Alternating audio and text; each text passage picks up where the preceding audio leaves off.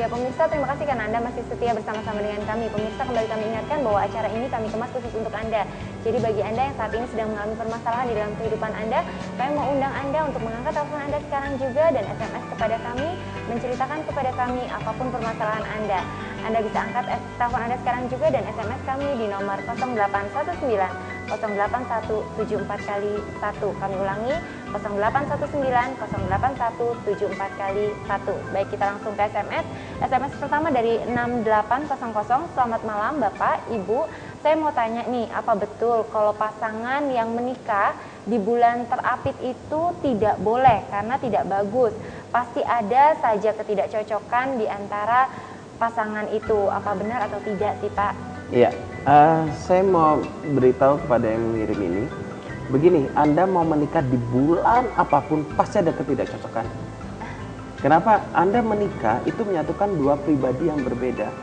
Waktu Anda menyatukan dua pribadi yang berbeda, ini Anda dididik dengan latar belakang sendiri, pasangan Anda dididik dengan latar belakang sendiri. Nggak ada kaitan sama bulan, nggak ada kaitan sama bulan sebenarnya. Jadi ketidakcocokan itu muncul karena tipe kepribadian Anda dengan pasangan Anda berbeda. Jadi itu suatu hal yang normal. Nah, yang penting bagaimana kita mengatasi ketidakcocokan, seperti mengenali kepribadian, mengenali bahasa kasih, mengenali temperamen. Jadi banyak teori atau alat bantu, tools untuk memudahkan kita untuk bisa lebih mendekat lagi dengan pasangan kita, untuk kita lebih bisa mengerti nilai-nilai yang harus kita pelajari. Jadi bukan karena bulan, sama sekali bukan karena bulan, Bu.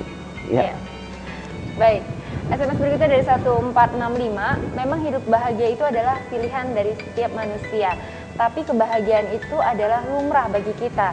Bagaimana menciptakan kebahagiaan itu tergantung pada kita sendiri. Dari Yunisar di belakang Padang, Batang.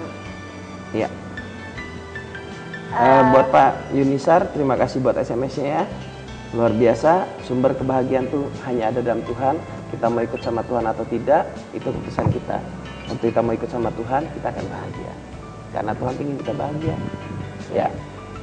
Baik, berikutnya dari 6873. Selamat malam, saya mau cari solusi. Bagaimana sih caranya untuk bisa tetap aktif beribadah?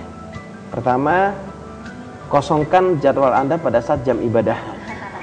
Jadi pastikan itu sudah jadwal Anda untuk ibadah, udah langsung tinggal sediakan dana, pergi tempat ibadah, komitmen, Anda sudah beribadah. Gitu aja kok. Kalau bingung, telepon deh New Life nanti. Diajarin caranya. Ya.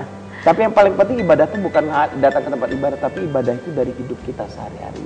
Itu ibadah yang sejati. Apa yang kita lakukan sehari-hari, itulah ibadah kita kepada Tuhan. Ya, baik. Berikutnya dari 8467. Selamat malam New Life. Saya Agustinus di Batu Aji. Saya berencana menikah Agustus ini. Uang seadanya, hanya cukup di ongkos saja. Pulang kampung sama pacar saya. Gimana ya caranya biar pernikahan ini lancar? Keadaan orang tuaku juga seadanya soalnya. Terima kasih. Ya, buat Agustinus, kita menikah itu intinya bukan di pesta. Itu yang harus kita mengerti dulu. Pernikahan itu intinya ada pada acara agamanya, pemberkatan dalam agama gitu. Nggak tahu agama apapun Anda, tapi waktu Anda diberkati di hadapan tokoh agama, itulah yang paling penting. Kalau itu sudah diberkati, yang paling penting itu sudah lewat, Anda mau pesta atau tidak, itu terserah saja. Jangan masuk pernikahan dengan utang, itu saran saya. Dan setahu saya, kalau kita datang ke tokoh agama, minta didoakan, minta diberkati, saya rasa itu tidak ada membutuhkan biaya sama sekali ya. Ya, paling kalau misalkan jas ya bisa pinjam temen punya atau gimana gitu kan, bisa diatur. Intinya sudah sah saja. Iya, yang paling penting di sana otomatis Anda dapat surat dari agama Anda, bawa ke catatan sipil, dicatatkan ke catatan sipil, selesai. Sah di hadapan Tuhan dan juga sah di hadapan masyarakat. Hukum, jadi intinya bukan pestanya. Bukan di pesta. Banyak orang membelain pesta sehingga mereka terlilit utang dan masuk dalam pernikahan, dan akhirnya rumah tangga mereka di awal-awal saja perahu itu sudah karam karena masalah problem uang. Ya. Baik. Berikutnya dari 4163. Hai semuanya, bagaimana sih caranya untuk mengetahui seseorang yang lagi nggak suka sama aku, dan bagaimana supaya bisa mengambil perhatiannya lagi? Dan untuk bintang tamunya, semoga Tuhan memberkati ya. Terima kasih.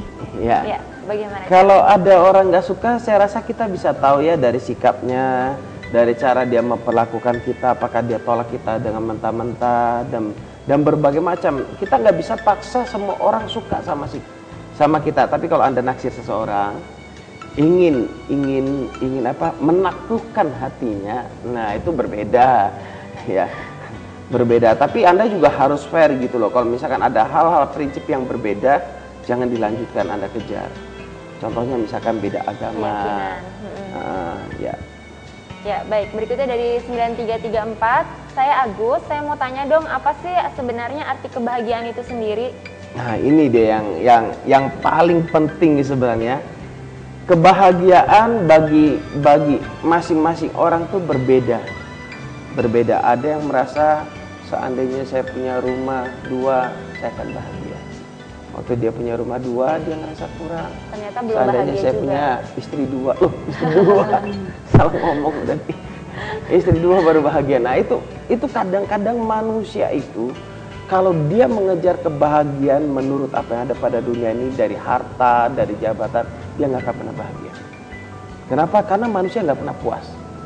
Kebahagiaan itu bisa Anda temukan pada saat Anda mencoba mensyukuri kepada Tuhan, mendekat kepada Tuhan, ada kedamaian, maka Anda akan berbahagia.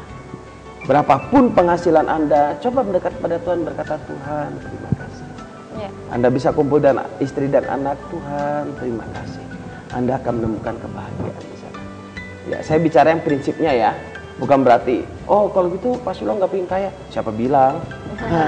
Pinginnya sih sekaya-kayanya, tapi masalahnya kayanya buat apa? Banyak orang kaya stres.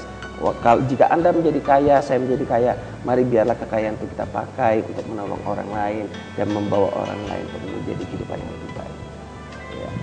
Baik, berikutnya dari 2600, saya ingin hidup bahagia. Saya ingin hidup bahagia itu pilihan saya, namun saya tidak bisa menemukan caranya. Saya nggak tahu harus bersikap bagaimana lagi sama istri saya. Istri saya selalu punya emosi setiap berbicara, dan apa yang ingin saya lakukan selalu salah saja di mata dia. Terkadang saya sebagai suami harus menuruti apa katanya dia, walaupun tindakan itu salah. Yang saya inginkan bagaimana sih caranya supaya saya bisa dihargai sebagai suami, dari Ian, dari Bapak Ian. Buat Ian, terima kasih buat SMS-nya. Saya rasa ini salah satu SMS yang sangat bagus ya. Memang begini, waktu Anda memilih untuk menikah dengan seorang istri, otomatis Anda menerima kelebihan dan kekurangannya apa adanya, semuanya begitu ya. Satu paket. Satu komplit. paket, gitu kan. Nah, nggak bisa milih kelebihannya aja gitu ya, yang nggak bisa, kekurangannya dibuang-buang. nggak bisa. Itu nggak bisa, nggak ada paket pembersihan. Yang ada paket perbaikan. Kalau dulu tukang marah, jadi lebih sabar gitu. Nggak langsung jadi kayak malaikat gitu, nggak. Saya rasa nggak. Kecuali kalau sudah panggil menghadap Tuhan baru berubah kan. Ya. Kemudian kalau istri Anda punya emosi, dan saya mengerti. Saya kadang-kadang berpikir begini. Orang yang paling susah laki-laki nih ya, jika dia dijajah sama istri, dalam arti dia berada di bawah kendali istri. Istri gitu ya? Ya, ikatan suami takut istri. Istiqomah, gitu kan ya. Ikatan suami takut istri kalau di rumah. Saya sangat setuju dengan Pak Ian. Jadi dia ingin dihargai sebagai seorang suami, tapi untuk kita dihargai sebagai seorang suami itu nggak bisa muncul begitu saja. Selama Anda dalam menghadapi konflik, Anda serahkan pada istri yang memimpin semua, membuat keputusan, memarahi Anda biarkan semua, maka istri Anda tanpa dia sadar dia mendominasi dalam rumah tangga. Nah, jika Anda ingin dihargai sebagai suami, yang pertama, punyai karakter yang bagus terlebih dahulu. Biasanya yang saya lihat di lapangan, suami-suami yang sudah pernah ketangkapan selingkuh, gitu, dan ngaku sama istrinya mengampuni, ya kebanyakan berada di bawah kendali sang istri. Karena itu menjadi senjata, dulu kan kamu kan selingkuh, gitu kan. Wah, kamu ini pasti gini. Nah, istrinya dominan sudah di sana. Kebanyakan berada di bawah kendali sang istri. Nah, makanya kenapa saya katakan jaga karakter kita, jangan sampai selingkuh, ya kan? Yang kedua, ajak istri kita dan diri kita sendiri untuk mendekat pada Tuhan. Kenapa? Karena Tuhanlah yang bisa merubah istri kita dan memberikan kekuatan pada kita untuk kita berfungsi sebagai seorang kepala. Ya, kepala dalam rumah tangga. Kepala itu berarti dia mengatur. Mengaturnya itu bukan, saya kepala keluarga, kamu harus tunduk pada saya. Bukan. Kepala yang saya maksudkan adalah kita adalah kepala, bagaimana cara mengatur istri supaya tunduk sama kita, bukan karena kita punya maksud tertentu, tapi kasihilah istrimu dengan segenap hati, dengan sungguh-sungguh, maka dia akan tunduk. Dan arti begini, tunduknya itu bukan karena aku harus tunduk sama suami, tidak. Bukan karena takut. Bukan. Tapi dengan satu kerelaan karena kita mencintai, istri itu paling suka kalau disayang dengan tulus. Bener nggak ini wanita semua nih yang ada di sini? Nggak suka ya? Nggak suka dicintai dan tulus? Suka, Pak. Oh, suka ya. Nanti saya beritahu Pak, bagus ya. Ya. Jadi istri itu paling suka dicintai dengan tulus, dan waktu di mana ada cinta tulus itu istri akan mendekat. Wah, ya. Kumbang dan bunga. Nah, ya. Jadi di mana ada sesuatu, apalagi suaminya berkarakter baik, memiliki cinta yang sejati, setia, rela berkorban, bertanggung jawab, gitu kan ya. Kemudian apalagi kalau ekonominya cukup gitu, maksudnya cukup tahu, mau beli rumah cukup, ada duitnya, pas-pasan aja. Mau berangkat ke Hong Kong cukup, duitnya ada kok, cukupan. Maka saya percaya istri Anda akan pasti. Dan saran saya Pak, buat Pak Ian, ajak istri Anda konseling. Karena kenapa? Karena kalau istri seringkali emosi dalam berbicara dan apa yang memandang Anda melakukan kesalahan, saya rasa dia punya luka hati yang harus dibereskan.